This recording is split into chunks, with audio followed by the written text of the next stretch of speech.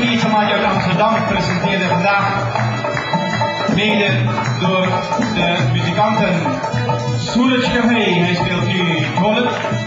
Nou, een dag het applaus als afsluiting voor Soelitsch Café.